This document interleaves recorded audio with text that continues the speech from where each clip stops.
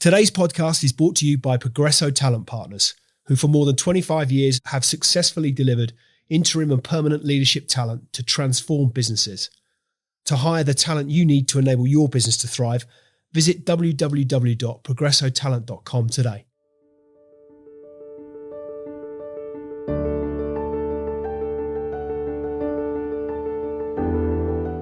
Ilona Hitel is the founder and managing director of B2B tech PR agency CommsCo, the agency for challenger brands. CommsCo recently celebrated the 10th year on its mission to support those who want to be disruptive through agility, technology and smart thinking. The daughter of a Hungarian refugee father and English mother who by her own admission fell into a career in PR, Ilona has been at the forefront of so much of the technology revolution over the last 30 years, working with some of the world's truly innovative brands that have fundamentally changed the world with their technological innovation. So what's the story behind the story? Without further ado, let's get into it. Ilona Hitel, welcome to the Extrology podcast. Great to have you as my guest. How are you doing? You look great, look wonderful. Very good, thanks Lee. Thanks for inviting me and having me on. I've seen some of your previous guests and I hope I live up to them. It's a superb bunch that you've had on recently. I'm very privileged to meet some wonderful people. Today we'll further endorse that fact. But as is customary with all things Extrology, for context, I like to start with a bit of background and sort of the early days stuff, if you like. So for the benefit of listeners, tell us if I might ask you to, where did you grow up and therefore what was childhood like for you? So it's further away than I would like to. I'd like to remember, but yeah, I think you and me are similar generationally. We certainly are. I started out in, I'd say, probably a Hungarian ghetto in Essex because my father was a Hungarian refugee, and we didn't have much money, and we lived in a kind of terrace house in Essex, and he'd been sent over to the UK after the revolution to do, whatever jobs he could do. And I think probably that's where it all started. I learned his kind of work ethic, and also the fact that I'm quite international, and his kind of look on life I've taken on in terms of, well, if you don't work, you won't have a roof over your head. That's kind of the work ethic that I learned from him. But I had a great childhood. I really can't complain. It was, even though he's been dead over 10 years, he lives on because I don't know if you know any Hungarians, but they have very strong accents. So whenever I meet anyone who ever knew him, we talk in his accent. It's a really ridiculous thing. And he came out with such classic phrases. And a lot of people know them now, and we speak sort of dad language. And I think, the sense of humour, Hungarians are very known because they've been through so much, and they've always been kind of a nation of victims. They've learnt this classic sense of humour to sort of get them through things. And that's kind of what I've got as well. The thing that strikes me about, I don't know many Hungarians, but if I reflect on those that I do know, and indeed what I know of Hungary, an incredibly eclectic sort of melting pot of culture and arts and creativity and history and political turmoil and ups and downs. Amazing history. Amazing history, absolutely. How did that sort of, what sort of character, or how do you think that informed the sort of character your father was? I mean, we always had to beg him to talk about it. I think he witnessed so much. He witnessed the Second World War. I mean, he grew up living next door to Jar Jar Gabor, and his family were aristocrats, actually. His father was a doctor of English and a banker, and his mother was an artist. So they were really, I've got a Hungarian guest book at home, which has some quite famous signatures in it. But it also has a page of Jewish signatories from a family that they hid in a lift shaft through the sort of Nazi years. So he went through all of that. And then all of a sudden, obviously the Russians moved in, and you found all of the sort of people that changed their name from kind of Jewish sounding names to German names to then they all changed themselves to kind of Russian sounding names. So they had to kind of go with whoever was the ruling, authorities at the time, and none of them were particularly kind. I think he talked about moving, when there were bodies outside in the street, you used to get fined or kind of arrested if you had bodies outside your house. So in the night, they'd go out and move them to somebody else's house. It was like a brutal kind of, upbringing that he had. And my uncle went to one of the hardest prisons in that sort of Russian regime, terrible stories from that. So I remember I really felt connected to sort of history, and I've always had an interest in that, and hence traveling and sort of, all my passions are in sort of that history and films and books from that era.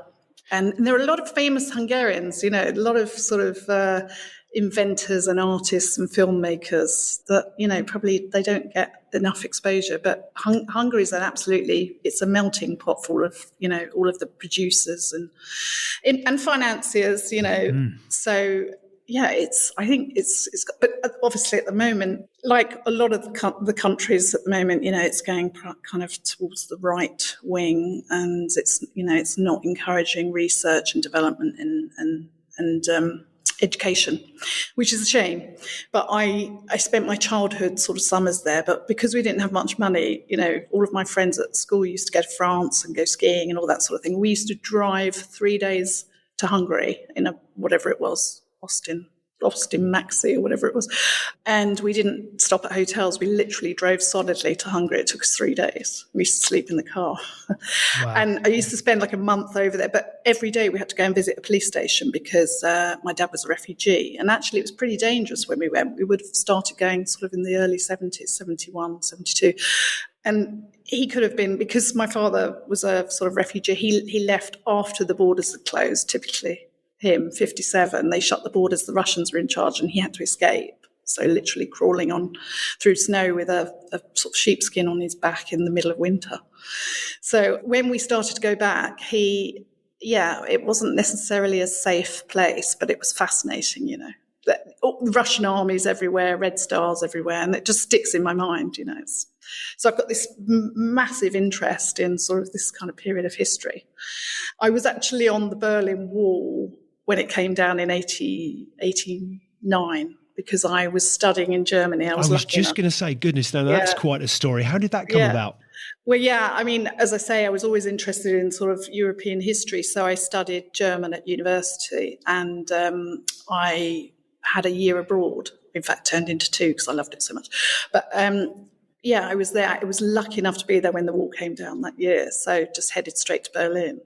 What do you remember of that day? Incredible. Well, I remember I was just heading off to university. This is 1989? 1989. Yes. It was like October 1989. I was heading into university, and I wasn't in Berlin, but I was in another city in the south. And the first Trabant, like, the old East European, it drove through the streets, and people go, hang on a minute, what's this about? And then people got wind of it because there weren't mobile phones or anything like that, so it came out very gradually. So we just headed to Berlin to see what was going on. And it was absolutely, everybody else, I thought, I wonder if there'll be a few things going on there. And it seemed like the whole of Europe descended on Berlin, and people just taking chunks out the wall. And East Germans were saying, you're the first West European I've ever met. It was incredible. And people were sharing sect and fizz, their fizz.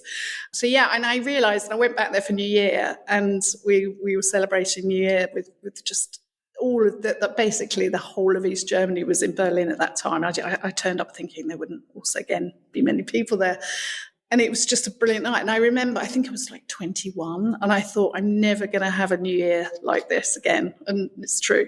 I mean, you don't live for something like that. There was such a sense of, I'm just reflecting on where we're at today. And your comment around, for example, Hungarian politics and the rise of populism. And I don't want to get political on it, but there was just such a sense of hope around that time. I mean, I was, 17, 18. Now, I can't quite decide if that's because you have that sense of hope and bright future when you're of that age. That's a bit broad sweeping, but nonetheless, it feels like a really hopeful time.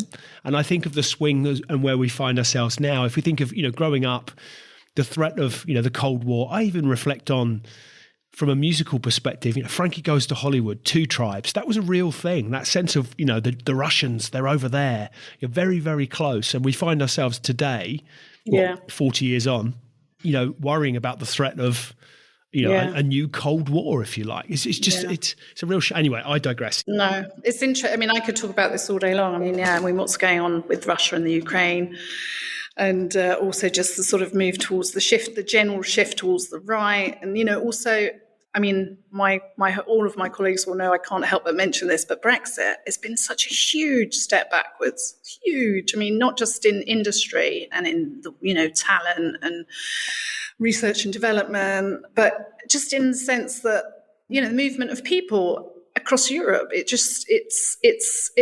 makes no sense. In fact, last week I received my Hungarian passport. It's taken me about 3 years, but I'm now a European citizen again. And it's just great. I can live and work wherever I like. It just feels like such a retrograde step. So we just diminished, even politically, we've just diminished our position on the world stage from a British 100%. perspective. We've just evidenced we're a very small island. And it just seems like such a retrograde step. But anyway, what strikes me about all of this is the towering figure, if you like, of your father. From an influence perspective, you talk very fondly of him. But who were those sort of other heroes as a child? Who did you look up to? Who were the posters on the wall? Weirdly, a lot of the Russian, the revolutionaries in the Hungarian Revolution was absolutely one of the most significant in that period. And so my heroes were a lot of those revolutionaries that were rising up against the Russians. Like, they were just young kids, so brave. And you can do a kind of revolution tour. If you ever go to Budapest, I recommend it. But they're just sort of kids on tanks, just fighting for their freedom and their country. And I guess I was more interested in terms of idols like that than I probably was when I was growing up. I mean, I haven't mentioned my mother, but she was a fantastic mother. She was steady. She was always there. She's a way better mother than I ever Was she Hungarian too? No, she was English. But she was sort of a very calm influence, and she sort of studied in later years. She was classic stay-at-home mum, but then she started to study when it became okay for sort of women to go back to university. So, so different now, so thankfully. But she, the benefit of that I had was that she was always at home. She was always asking every single lesson I used to go through with her when I came home. We talked about everything. What was it you think that drew you to those revolutionaries? What was the appeal, I guess? What was it about them that inspired you? I think it's this sort of underdog. I always support the underdogs, so I was out marching immediately for the Ukraine. It's this sense of injustice, I think, I feel more keenly than anything. And just the bravery, really, and the fact that, being able to change things. I've marched a lot against Brexit. The minute I sense something is wrong, I try and do something about it. But, like everyone, we will get sucked into our own lives. And, I guess if you're thrown into that situation, it was just so compelling. My father used to tell me stories of it in the evening. And I just was, it just sort of created this imagination in me for these people that stood up and fought for their kind of freedoms. Naturally, I want to ask the question as to why PR from a career perspective. But what strikes me, if I might go back a stage, is why not politics? I mean, you have a passion and a conviction that is really quite infectious. And I'd imagine, had you ever a point where you thought, I might do something with that conviction and that passion?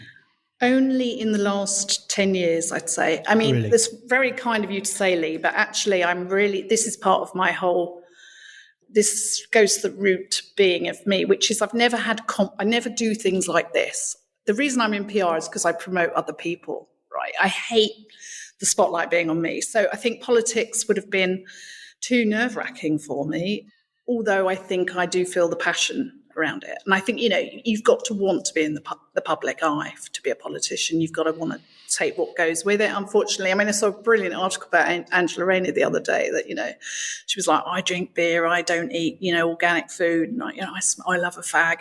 And I just thought, brilliant, that's like, you've got to be yourself. I mean, it would be nice if politicians were actually themselves and open and a bit more like that, more likeable. More authenticity, kind of, genuine, authentic. It would resonate for people. It's so sanitized is so compromised, and we can see through it. Yeah, and it's a lot of it is based on lies. That it's shocking.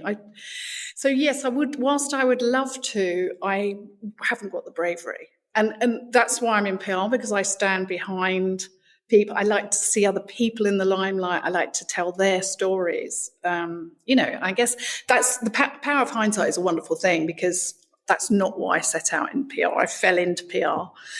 But, I think maybe somehow you find your way. I said my daughter's 21. She's just graduated from Leeds with a first in neuroscience. So, wow. In some ways she's made, I hope. But although the conversation around AI and jobs that we had earlier, who knows? But, neuroscience strikes me as a good area, because obviously all the mental health issues and all of the diseases like Parkinson's and dementia, I don't know if she'll go into that, but I always say to her, she'll find her way, which is kind of what I've done. And I've found my way because I guess I like to tell people stories, and I like to find a story where there is sometimes none. So yeah, I guess I'm a bit more, that's why what we do at the agency is more kind of storytelling as well. We help clients tell their stories. And do you think was it PR that has unlocked that acknowledgement you just made around telling people's stories? Had you always known that, or do you think, with the benefit of hindsight, having enjoyed a very successful career in PR, you've realised actually that's what I love about it? It is telling people's stories. It's shining a light on your clients, if you like. Yeah, it's the benefit of hindsight. I'm not, I don't think, when you and me were sort of leaving school, graduating, going to university, there was no careers advice. I didn't have a career plan. I didn't probably have a career plan until maybe, pre-CommsCo, I kind of had a vision, but I just basically fell into PR. That sounds terrible, doesn't it? But I started teaching French and German because of my international background. I hated it. I'm not particularly kid-friendly. I mean, my daughter will tell you that, but she's great and she's turned out all right. But I'd like to think it was kind of the influences around her, the fact that I was never around. I was always at work. But I think that's also a good message to a girl, especially. I mean, it was brilliant seeing her graduate from Leeds a couple of weeks ago, because she graduated in science school. And I swear 90% of the science graduates were female. And they weren't how you'd imagine science graduates. They were all kind of like these amazing women emerging with these kind of firsts in science. And I was well impressed. It's one thing I think that has, regardless of your political persuasion and colourings you might apply, the work that has been done around STEM subjects and encouraging girls, I'm a father of a daughter, but encouraging girls down that is a path. I mean, I remember, to your point, being at school, careers advice, you were kind of, if you were going to choose something, it had to be called a thing. So the choice was you had to have whether that was you were going to be called and certainly from a boy perspective, those conversations, and I can only speak from my own experience, but those conversations were, plumber, electrician, carpenter, lawyer, doctor, accountant. There was a thing, that's what you will then be for the next 50 years, and then you'll retire. 100%, yeah. I remember telling my headmaster saying to me, "What are you going to do, Cooper, when you leave school?" And me saying, "I'm going to be a footballer, sir," and him laughing. And that was at a time at which, being a footballer wasn't quite what it is today. Yeah. But that was what I wanted to do. I loved it. And he laughed at me. He's like, "Don't be ridiculous," was the exact words. You mentioned you fell into PR.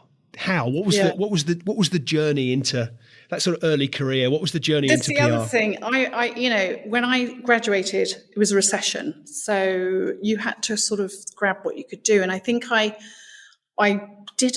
There was something, I can't remember what it was called. It was like a YTS, but for graduates. You kind of youth. By the way, YTS is showing my age here. Youth training scheme. For people that don't know, you used to get £27 a week in your first year and £35 a week in your second year.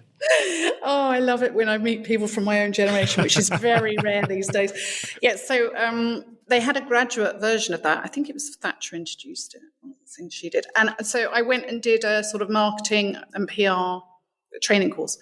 And then they put you on placements. And I went and did a placement in a fashion PR agency, which was an absolute disaster. I mean, I was stuffing envelopes for 6 months and not getting paid, but I guess it was a step in my journey, because then fortuitously, a little ad appeared in PR Week by a bloke called Chris Lewis, who is now quite well known in PR, just saying that he was a journalist at the time, setting up a sort of PR agency and looking for people. So I went and interviewed, did a very unusual interview, and I got the job. And I kind of then proceeded for the following 17 years to grow the PR agency with him to sort of 250 people. It was a journey. And it was in tech. So, that's what fascinated me from day one, because it was A, international, and B, it was technology. So, I used my German, I used my French, I helped set up the international network. And I learned, the phrase, if you build it, they will come. And that's kind of what we did together. And that leads me on probably to, in terms of my industry, I probably learned a hell of a lot from Chris Lewis in terms of PR, but mainly the media, because he was a journalist. He had a sort of sense of what makes a good story. And commercially, he was, fantastic. And I think then towards sort of, I met some fabulous people. We hired some fabulous people who are still very good friends. And they also kind of head various agencies around the world. So it certainly developed my network. But then I became a bit disillusioned around, not having that client contact. Because you'd become for want of a better expression, a professional manager. I guess as the size and scale of the agency had become what it was, your job becomes about managing others who are delivering that kind of service and an outcome for clients. Yeah. And it wasn't necessarily the sort of service I would be proud of delivering. And I wanted to be able to get more involved, and I had no involvement really with the senior stakeholders in the client. And I loved, even then, I loved kind of pitching business, meeting senior stakeholders in tech and developing strategies. And that became less and less. It was more, as you say, about people management. But what a fascinating time to be in that world. The thing that strikes me is I'm thinking at this time, this would be, if not that they weren't around, they'd have certainly been, this is kind of pre or in the very early days, no Amazon, no eBay, no Facebook, no Google would have just been getting going. I suppose Yahoo would have been the big play from a tech media perspective. Yahoo, AOL. AOL would have had dial-up. Because dial-up, we had one, I don't even, Ask Jeeves. Do you remember Ask Jeeves? That was what you used to do on your desktop. This was before Google, you'd like Ask Jeeves. That was a thing. Friends Reunited. Yeah. Instead of Facebook. Well, we had one dial-up email Kicks account, and we checked it once a month. Because we had one client who insisted on using email. We were like, why does she have to use this platform? And it was just unheard of. So we all depended on the fax machine and post. I mean, I don't want to go on about, because that makes me sound like a really old lag. But we used to send out 300 press releases across Europe by paper and post. It was just, we had a sort of production line, one person address the envelopes, the next person stamped them. And I remember launching PC Week, which no longer exists. I launched the first internet browser. And it was just, I remember taking a Guardian journalist to a hotel in Heathrow, which is what you used to do in those days, get them out of their offices, take them to hotels. And we launched an internet browser. And then people didn't even know really what the internet was. I didn't quite understand it because it was a kind of academic thing. So there was that. And then, I lived through all these recessions, which I think as well has proved that is really, has sort of future-proofed me as well, because one of our best advisors, Adam Hale, he works in tech as a scale-up advisor. And, he always says recessions are a chance to differentiate. They really are. So, in booms, he says even turkeys can fly. So, it's true. That's true. It's true. And this goes to the heart of what I believe in terms of hard work. I read an article the other day by a PR professional saying, agencies now actually have to work because it's a hard time at the moment. It's quite tricky. The environment's not, it's not going to be the world of big budgets because there's, it's a slowdown, obviously. And he said, agencies need to get get new business engines running and up and running. And I think to myself, well, we're kind of lucky that we never stop that. And that's the sort of ethic, the work ethic that I've been taught. It's like never take tomorrow for granted. And it's hard at the moment, but I think if it's hard for people who aren't used to being proactive. Why go out on your own? We sort of alluded a bit to this around your job has become about managing other people to deliver. What was two questions in one? Never a good premise, but nonetheless, I'm going to ask them. What was it that inspired you to do this, to do something for yourself, and therefore why CommsCo? What was the inspiration behind CommsCo? Definitely not to do something for myself. I'm just not that kind of person. As I said, it's not all about me. To do something better. But also, I have to say, I have to give credit to my shareholder partners who were clients of mine at Lewis, and I'd won their business twice over. They worked. The marketing director at two big tech companies had sort of really rated the kind of ideas and strategy I came up with. So he said to me, look, I'm setting up a new business. Why don't you come and help me form the marketing? And I said, I want to have some time out to think what I'm going to do. Anyway, I just ended up working for them sort of on a freelance basis. And clients, technology clients started to follow me. So again, it wasn't particularly a proactive move of mine. It was just fate, really. A lot of tech businesses started to come to me and say, why aren't you doing PR anymore? And then, the one thing led to another, and we set up CommsCo, and the shareholders has a part in CommsCo, although he's sort of dormant, but he gave me the confidence to go out and do it. And what I realised was that there was this niche in the market for an agency that supports scale-up brands. So we call them challenger brands. They're going to go out and challenge the big organisations. For example, our first sort of big example of that was Fairsail, HR Tech, led by Adam Hale, actually. And they went up against SAP, Oracle, Workday. And, in the UK, they really sort of took chunks out of them, which was great. And I guess as well at Lewis, I'd also worked with Salesforce when they were just 6 people in the UK. So literally they turned up in a moped. We pitched their business. And the greatest campaign ever was the end of software. That is the most compelling, it's a challenge. That's a challenger PR campaign right there. So we try and recreate that now with other businesses, because I think if technology ideas, you come across such great innovators, but they can't articulate that absolute killer message which gets them out there and helps grow their business, and that's kind of what we do. But I launched Sophos when they were just sort of three guys, founders down in Oxford, very academic, needed to articulate the message, so we helped get them out there, and a couple of others. So I realised that was the essence of what I love doing. And it's a real blessing, actually, because PR, for a lot of people, they want to work with the big brands, they want to work with Sony. And actually, you don't end up working with the people who created those brands. You end up working with a huge marketing team, and it's all about, well, it's not paperwork now, but it's all about reporting, and you're basically the guardian of the brand, and all you'll ever get is no, and whereas the sort of brands we work with, they embrace what we want to do with them, and they want to get their messages and stories out there. And it's, when you look at how technology has changed and evolved, there's so much opportunity to tell so many amazing stories. There's a theme here. This is sort of butcher much of what you've just got, but there's a David and Goliath theme. There's a sort of, there's a revolutionaries, there's a stick it to the man, the big guy, whatever phrase I might want to butcher, but nonetheless, there seems to be that theme of wanting to help people who want to be lifted up by the bootstraps and shine a light. Was that what you set out to achieve? I guess subliminally, yeah. I'm always in support of the underdog.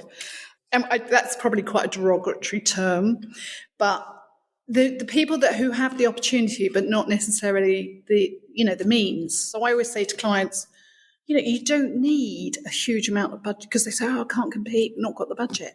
You don't need that. You need a group of people who have got passion and want to help you and love what they do. And this is the whole theme I think about. I see, I hate to say it, but this sort of influencer marketing now, where influencers become famous because they're influencers.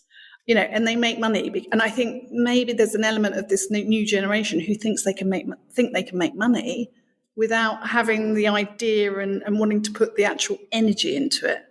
And I think I would always say to someone, if they were sort of setting up a business, or, an entrepreneur, or someone young, if they want to go into business, love what you do, and then the money follows. If you set out to make the money, then, you're in a hiding. Well, you might make the money, but, as we talked about this earlier as well, there's a certain time sometimes when you're lucky enough to make the money, but, those are few and far between.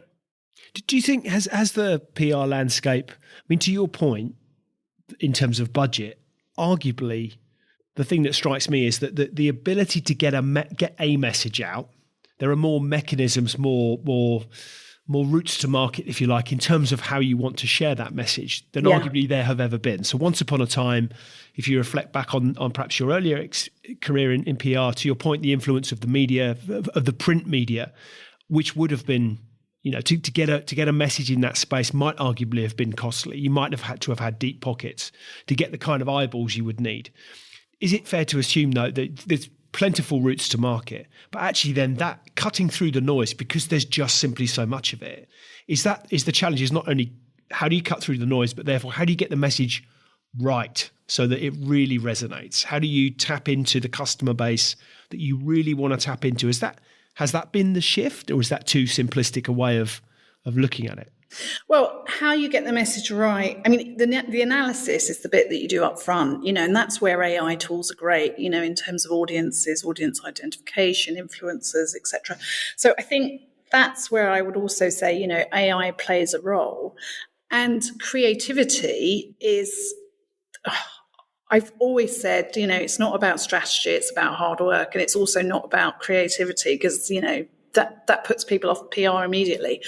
But it is actually that bit that AI can't do. It's the creativity. You look at all the competitors in the marketplace, you do the research around sort of the audiences, and then you come up with the sort of the proposition, which should be compelling to the prospects and your audiences. And if you do that right, then the rest kind of follows. So it's sort of part science, part creativity.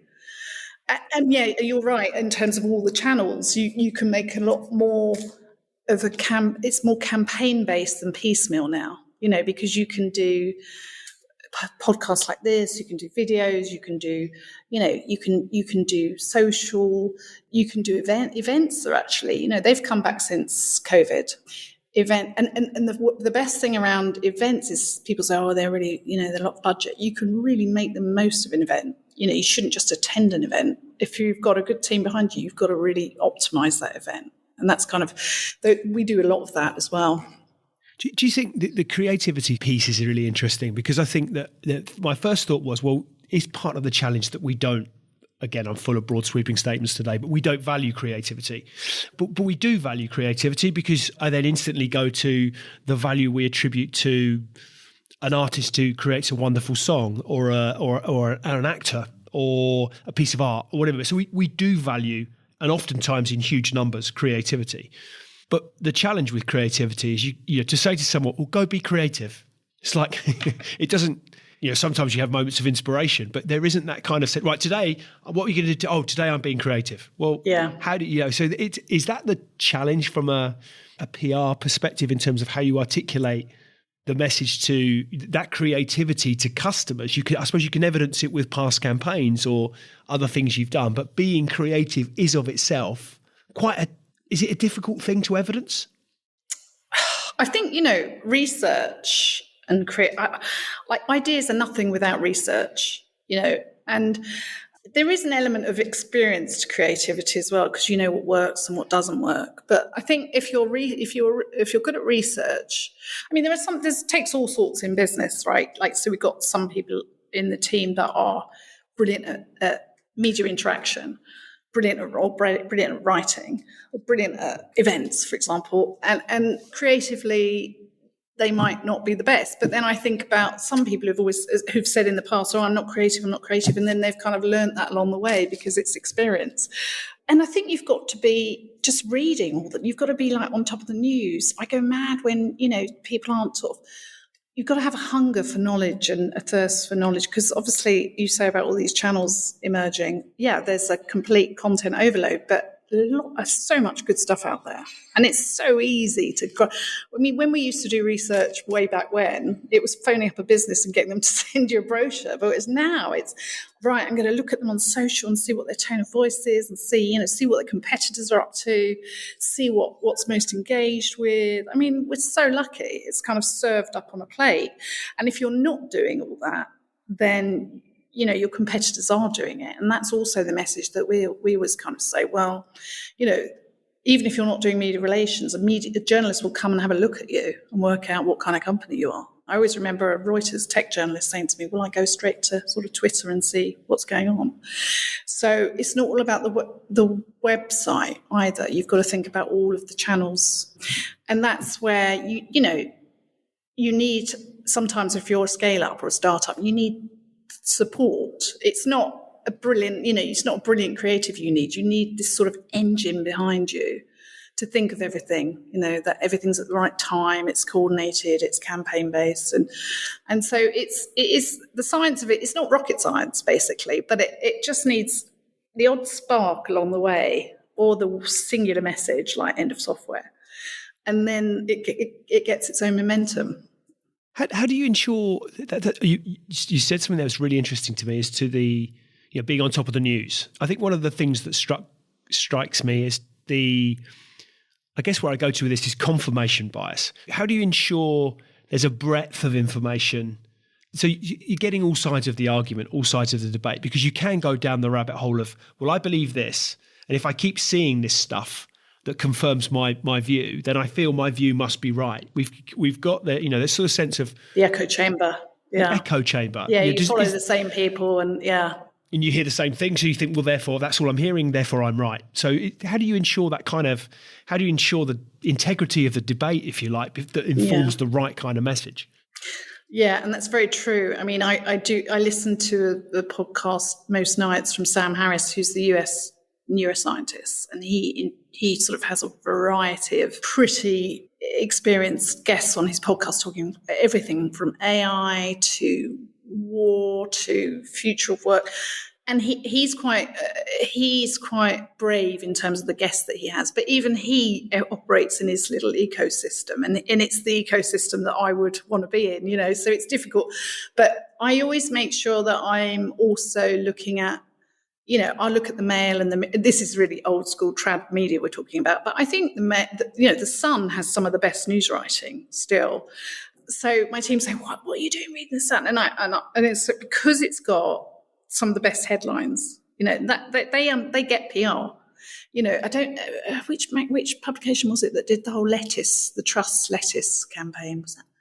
I think that was the Mirror. Anyway, that was genius. I mean, the lettuce thing ran and ran, and it was everywhere, right? So I think it was one particular journalist, and that just shows you, if you come up with an idea, a good idea, it'll run and run. But yeah, sorry, I'm going off subject. Yeah, so I have a look at the Telegraph and the Time, and I try to read different versions of stories as well as online. But yeah, that is a danger, because I follow, if you look at someone's Twitter following, kind of what their political persuasion is. It's evident. I'd like to think that's the other thing, actually. Sorry. The technology ecosystem, I think it's quite like-minded. I don't think anyone really I'd say the majority of technology entrepreneurs would have been kind of against Brexit. And also, they're all quite progressive in terms of, politics. And I feel like there's a lot of like-minded people in our industry. It's quite controversial, but yeah, that's probably going to get... I think regardless of what I find to be true, and the thing that strikes me is if particularly online, but you can dive into the well and into the echo, whatever you want to go into, but you sort of, if you like, the cesspool that oftentimes becomes the comment section of certain features online, you'd be led to believe that the world has a fairly abhorrent, controversial, extreme views on any one of a number of topics that you might want to pick. But that's not my experience in real life. Intuitively, 99% of people that I meet are reasonable, well-informed, intelligent, decent, honest, hardworking, genuine, authentic people who are interested in views either side of the equation and would take that view. There are always going to be a percentage of issue, but most people I meet are reasonable and decent. And I don't think, and I have a really eclectic range of people I engage with, which I also enjoy and find fascinating. So I think it's interesting. I agree with you that you might say that most people that you meet in the tech world are utterly decent human beings. Is my experience of most of humanity. I think there's a small proportion that it's always the way, isn't it? That get highlighted because of their extreme of view that becomes sensationalist and generates opinion and headline, but it isn't the vast majority of what happens. There's 7 billion of us on the planet. Twitter doesn't have 7 billion users, as an example. So there's an awful lot of decent people around, I guess, is the point I'd always wish to make.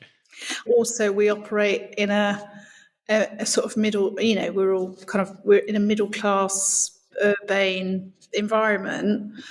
I always try and put myself in other people's mindsets. We did a lot of work 2 years ago for a charity called Spear, and they're a sort of West London based charity who support the homeless. And you learn a lot from going in and meeting people who come from who've had real hardships, and people always have a story and a reason for how they've become who they are. So yeah, I'm always aware that I'm lucky, and I guess it goes back to this whole underdog story, and I hate things like this. I hate because I feel like spotlight shouldn't be on me, it should be on someone else. Well, you're doing a wonderful job. So what is it that you think, what is it that sets CommsCo apart? So yeah, I think with CommsCo, and this I guess it's embodiment of a lot of what I've been saying.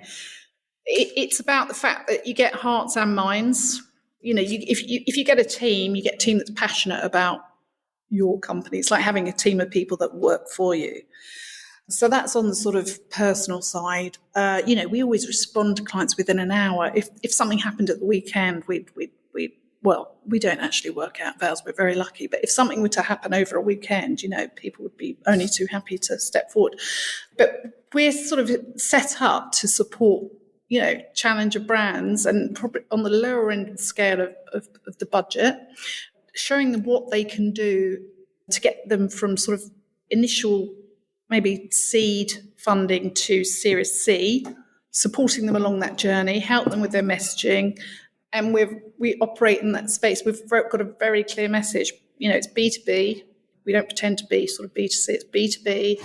It's tech, and it's these scale-up brands. I mean, we've got a partnership actually with Scale Up Group, which is fabulous. I mean, they're really experienced. They've really got a great group of clients, and yeah, we support them getting their investees off the ground and helping them with sort of all the things that go along with growing a business. I mean, I think PR is an essential part of that. I would say that, but it's more than PR really. It's kind of a marketing function, and I get very frustrated with companies that kind of are fiddling around internally with the story and won't approve anything because you're fiddling while Rome burns. Look how quickly things are developing. I mean, the UK AI market is worth about 17 billion, and they say it's going to grow to about, I don't know, over 800 billion in the next few years.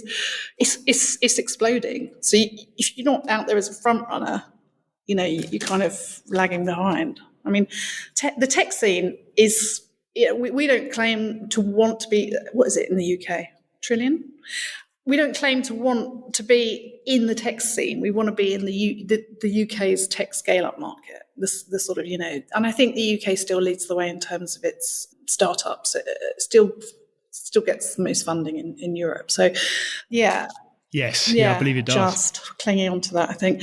Yeah, so that's where we are really. We want to be at the heart of those companies and supporting the entrepreneurs and the businesses and really helping. We're not cynical in what we do. We do it because we love doing it. I mean, I hope I speak for the team. We do it because we love doing it. I've got a team of sort of leaders. Number two, Leah, she's just exactly the same. She joined as an intern, and she's totally passionate about what she does. And that's the sort of person I look at, and I think, I feel it gives me hope for the future. It's brilliant.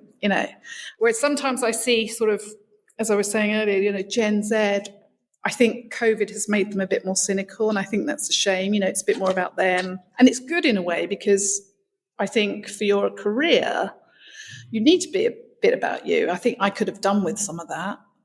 It's always been about other people for me. I think that's good, but only to a point. I think if you really want to enjoy your career, then you've got to put more in, and you've got to love what you do. And sometimes I think with Gen Zs, they don't want to come into the office, some of them.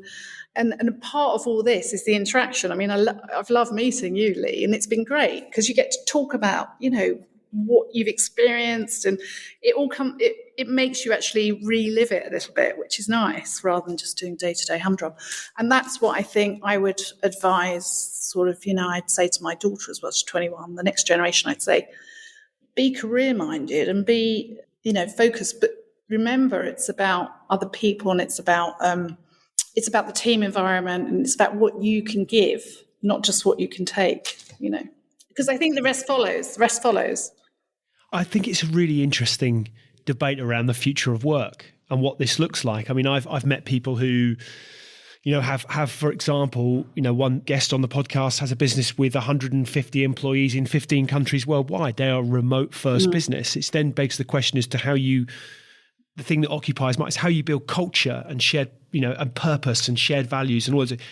That's a really interesting debate. I learned, and I also wonder as to the opportunity cost for business, the bit that we can't yet quite measure, the bit that gets lost by not standing around the water cooler and shooting the breeze, the bit that sparks a moment of inspiration or identifies an issue because you overhear a conversation that doesn't require and I think equally as important, how do we get, and I wonder as to this, how do you get a group of people to feel part of something when they're not all in the same place?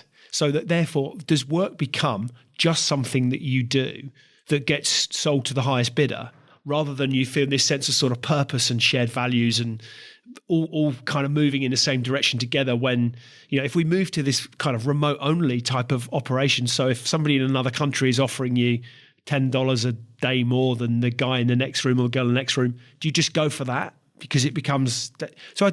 I think I see so many organisations really wrestling with what is work. It used to be a place we went to and did something. Increasingly, it's becoming something we do. So it's like, and so I think there's so many kind of seismic cultural shifts that we can't quite yet see truly because we're living through them. But I suspect for future generations will be studied in much the same way as we may have studied the Industrial Revolution. Oh, 100%. I mean, so much has changed since COVID, so much. And I think it has been harder, and I speak for CommsCo as well, that for us to sort of maintain before COVID, we had this team that would just laugh together, even travelled together. We went to Ghent for a weekend, I remember. We did everything together, and everyone just went to the office. And now since COVID, it's more difficult, it needs more work. But I think the hybrid way, we've fallen into a very good system of 2 days a week. And those 2 days they're the days that everyone comes in. Because there's no point having a hybrid situation where people go in some days and other people not, because you never get everyone face to face. So 2 days a week seems right for us. And everybody goes in. And those are the days we do the training, we do the idea sessions, we do the reviews. And the rest of the time, people, like, we've got one guy today working from Berlin. I'm working from France. So it's great. I think it's a great opportunity to be more global again, bring it on. But you do need that hub. I think you definitely, or maybe not in every industry, but certainly in a creative people industry, We spark off each other, don't we? That's that we're in varying degrees, absolutely accepting, but we're all inherently social creatures. Yeah. So it's how you create that spark. But I guess you can do it virtually, but there's so much. I think and I always qualify these kind of, when I'm having these kind of thoughts, running around in my head, is this because of my age? And I don't mean it's because I'm wired in a certain way. Work was something for 30 odd years that I did in a certain way, in a place. Whereas now it's not. We have these beautiful devices that we wander around with, which I could do what I do from anywhere at any time. So I think how do you coming back to that point of the sense of change through which we're going, there are two questions in one, but I'm not going to ask them both together. I was going to, because my memory's not what it used to be. well, I'm intrigued as to, first and foremost, the tech landscape, which is so fast, it's so dynamic, it's so constantly evolving. How do you keep on top of it? So the tech landscape, I mean, we used to be all about, as I say, HR tech, and then we were about SaaS, cloud, and then it's fascinating. I mean, I keep up with it because I'm fascinated by it, and I think the team is as well. Now we've got so much healthcare tech.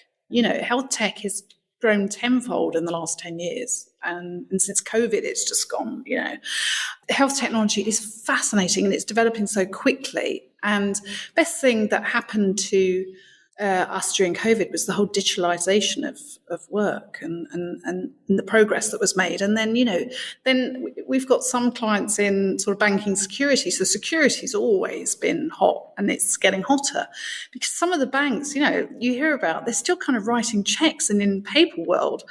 And they need to play catch up. So there's all these new systems coming out in that space. And we've got, AI. The majority of our businesses now, every aspect, every business is touched by AI, right? But AI it's a huge sector and I don't know what it's worth in the UK now, but it's going to grow like 100-fold, I think. And it's, a lot of our clients are in that space now. And the things that are going on are incredible. One of our clients was sort of teaching technology to learn how the brain thinks. So, basically it's mind reading. And that's a scary thing. Imagine, you and I in a meeting, even worse face to face, and you know what I'm thinking. It's the end of the world, isn't it? That's the scariest thing I've ever heard. I think some of my thoughts sometimes, I wouldn't want them going to a wider world. Yeah, did you see that Forbes piece about the technology that would scan the brain? So they were playing Pink Floyd in the background. You could the brain scan. You could hear the brain replaying the kind of music through the scanning technology. So they'll be able to do all sorts of things with us quite quickly, I should imagine, quite soon, Well, I heard last week, slight change, not quite on the pattern of the brain, but actually that someone shared with me last week, they'd just taken delivery of a new set of headphones. This is someone that loves to travel, speaks 5 languages, but is intrigued by language, loves to learn languages, but had taken delivery of a set of headphones that so he's an English speaker, native English speaker, whichever country he's in, it will hear, you can talk. So the person you're talking to, say, for example, could speak to you in Italian, and the headphones will translate for you into English or whatever your native tone might be. And I'm like, there will be people listening to this who go, yeah, Lee, this has been around for years. I'm sure this is a new thing, but I'm stunned by some of this innovation. My second question was going to be around the PR landscape. How is that? CommsCo is 10 years old? Just 10 years. Just had its 10th anniversary. Congratulations. Thank you. You should have been at the party, actually. It was a good one, but you'll have to come to the Christmas one instead. I shall look forward to it. How has the PR landscape changed? In 10 years, it's a relatively, in the grand scheme of our time here on this mortal call, it's a relatively short period of time. But in 10 years, I'd imagine, what have been the changes in the PR landscape through that time that you've seen? 10 years. So, obviously social media had just arrived 10 years, 2008, I think I was tweeting and, clients were sort of getting on social. But clients probably didn't get on social media until within those 10 years, like 10 years ago, we were probably establishing a lot of clients on social media. They didn't understand. I was doing workshops around, tone of voice and how to get on, and how to manage your LinkedIn and how to tweet. So that was at the outset. And I remember back then the fear around social media because execs didn't know how to do it. And even I, until I got my head around everything, it's that kind of fear of change. And even agencies were fearing social media, it's going to be the end of PR, everyone can go direct or they can go online and, media is going to be dead. Of course, it's just supplemented it. And it's kind of the same thing now, 10 years on, I think social media has been the biggest thing. And now, obviously, the biggest thing is this arrival of ChatGPT, which took everybody by surprise last November. So, but again, I was off for a little while on leave at the beginning of the year, and I was watching it unfold, and there was so many sort of PR people saying, you've got to watch out because it's going to eat your jobs, and agencies are going to, crumble with this, and there was a lot of scaremongering, and it just reminded me back to when social media arrived. And I think what it's taught me is you've just got to keep up. And you've got to realise how these tools are going to help you rather than replace you. And I think it's fantastic. I think ChatGPT is brilliant. If you've got a problem, I don't actually naturally yet think I'll ask ChatGPT. But I know that some people will go, oh, get ChatGPT to write that for me, or to, and that's not the purpose of it. It's about maybe getting in an idea, or developing an idea, or getting support, or doing the research, or cutting out 90% of the grunt work so that you can do the good 10%. So really it's a tool to become 5 times more productive. That's how I see it.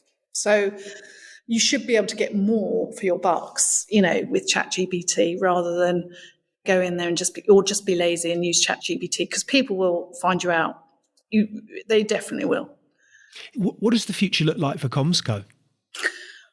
Well, there's a huge tech industry out there. And as I say, every tech is exploding. I think we'll do more in, we're growing actually. We've just added 2 people this month. So we're 14 people. I think we would have grown a lot faster if I'd have done it from day one with a partner. I think that's probably where it's been a bit slower, because a lot of agencies are set up by 2 people, and then you have more, bandwidth to cover things. But now it's great because I've got Leah as a number 2 and Rosie. They're both, senior in CommsCo. And so we're establishing our processes, and actually I'm not required so much anymore. So I can, talk to clients and do things like this. And it's great because I've got a whole young team. You talked about, having a kind of understanding of the younger generation. Well, let's face it, how can I? But they can. So we've established a really good team. We've got, we're establishing international partnerships. We've got great US in fact, we've got a North American kind of presence anyway, but that's quite small scale. But we're establishing a US network over there. And as I say, these areas of technology, health tech, we're growing that much faster. Sustainability, that's a new one for us. So we're about to launch our SUSTEC practice. And in fact, we're going to do some pro bono work with Cool Earth, I hope. There's a lot of areas. It's so much. And tech sector just never fails to surprise me. So there's a lot of stuff going to happen in the next couple of years. Let's reflect on your own career. Who has been the greatest influence on your career, and why? Well, I think, it has to be, one of the people has to be Chris Lewis, because I've worked with him for such a long time, and I learned everything about the media from him and about the commercial running of a business. I'll hand that to him. Maybe not so much, I learned a lot of good things, and I got a lot of things about how not to run an agency and look after people. But he definitely is a very talented man. And then I think in terms of business, women like Jacqueline DeRocca is head of Tech UK, and she's the CBE. And about a year ago, I heard her on Desert Island Discs. Amazing progress she made. She was like literally an MD of a tech company when I had her as a client. She combines grace and intelligence and kind of this. She stands for women in tech. It's brilliant. Good for her. I love her. So she's been a good sort of role model. And then I've got other CEO role models, that Carmen Carey is for one. And then, as I mentioned earlier, Adam Hale, he's in the sort of scale-up network scene. He knows so many people. And I love getting together with him because he knows how to, even though he's a kind of exec advisor for a lot of tech brands, he gets PR. So we often come up with kind of campaigns together. So I'm fortunate enough to know some really, really strong people in the industry. And I love, I love some of the journalists that I follow. I do actually still pitch, believe it or not. But, I've always loved the media because they're down to earth, and I used to always go out for beers with them. I miss that a bit because I think, I don't want to be the oldest woman in PR still like hanging out with journalists. That's not what I want to become known for. But I do love that sort of side of the whole industry thing. Who do you admire? From a work point of view? Or outside? Just generally, who do you admire? Ooh. Who or what? Perhaps more to the point. I admire, that's a really... I think the people I've just mentioned, actually, I think those people are my role models. I think also, and I would say this, but I quite admire my daughter. I mean, she's really together. It's a lovely thing to say. She's really together. She's, she's worked hard. She's got her degree. She's got her first. She's a nice person. She always tells me off, when I say inappropriate things. She cares about people. She's absolutely, and I just think she's well set up for life, really. And she's going to take her time out now. She's had a year off. She's musical.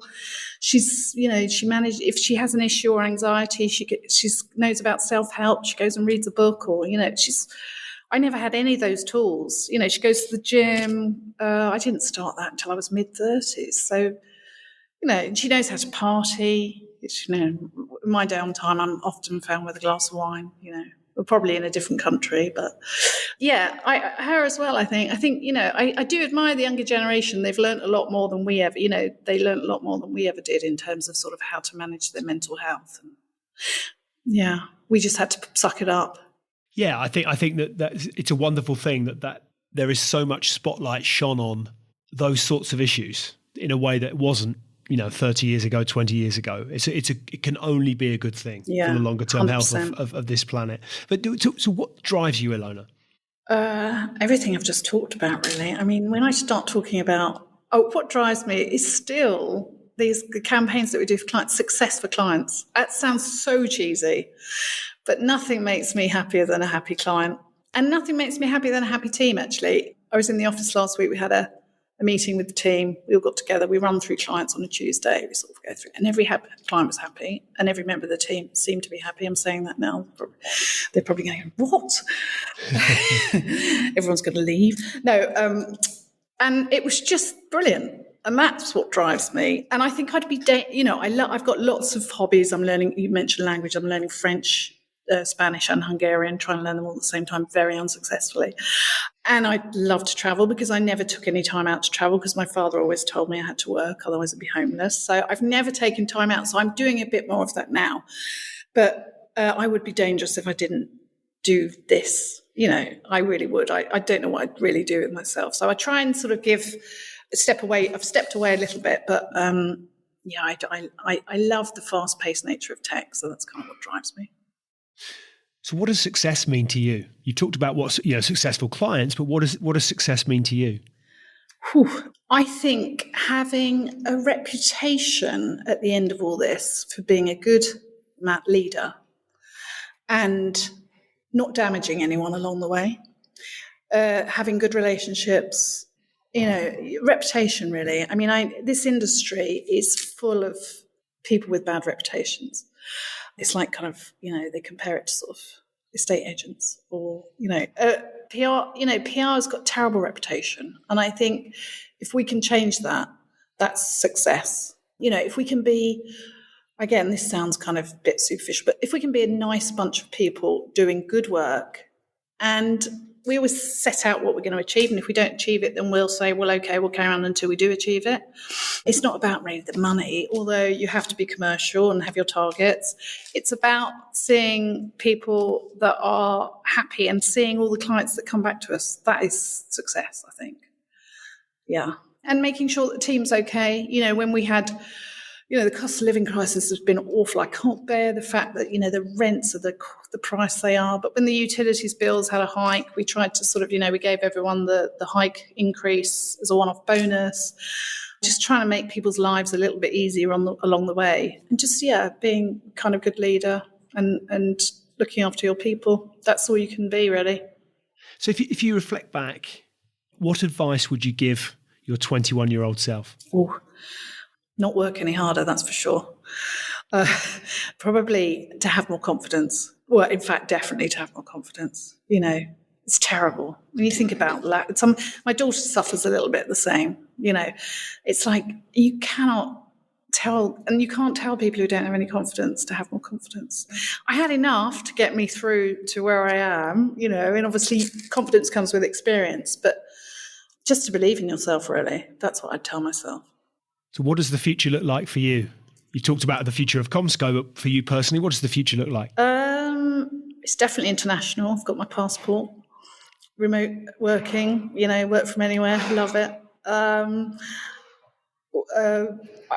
Sort of probably developing the business in these new areas, making sure, we've got these practices that sort of support market needs, doing more chats like this, more networking.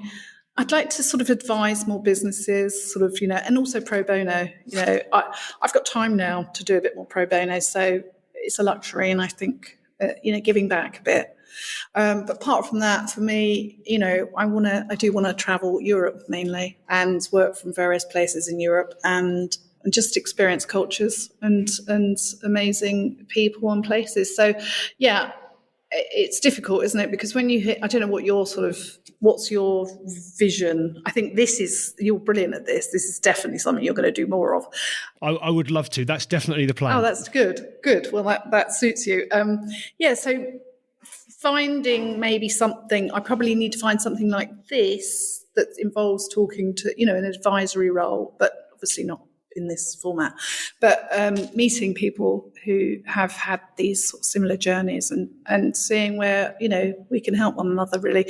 This is why I like working with the Scale Up group that we've just started this partnership, because we can help them. And we're actually, it's just a partnership. We're helping them to sort of help their clients. And so it's areas like that where I think I'm going to go that sort of direction. So where should we be pointing listeners to find out more? If they want to find out more about CommsCo, where do we send them? We send them to www.thecommsco.com or at the CommsCo on Twitter. We're quite active there. I think, all the standard places. We're quite, LinkedIn, the CommsCo. And also we'll always get back to people very quickly. It's one of the things. We're a bunch of Kinos, so we'll always be in touch with you if you're in touch with us. So yeah, welcome anyone to sort of join our friendship group. Receive our newsletters. All the other good marketing stuff that goes on. Well, to you, the listener, I've been fortunate enough to meet a number of members of the CommsCo team. They're a wonderful group of people, very talented, very knowledgeable, and very good at what they do.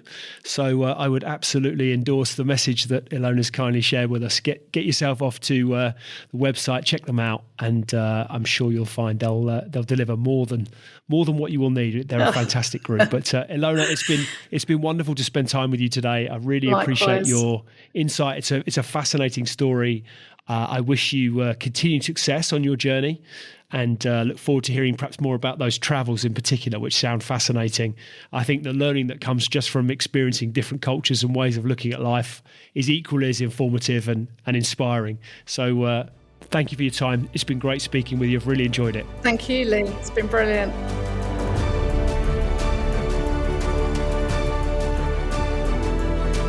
Hi, ladies and gentlemen. Thank you for listening to today's Extrology podcast. I really appreciate your audience and ears. If you've enjoyed it, then why not hop onto iTunes and give us a review? I'd really appreciate anything that you might have to say. Any feedback always gratefully received, and look forward to hosting you next time. See you soon.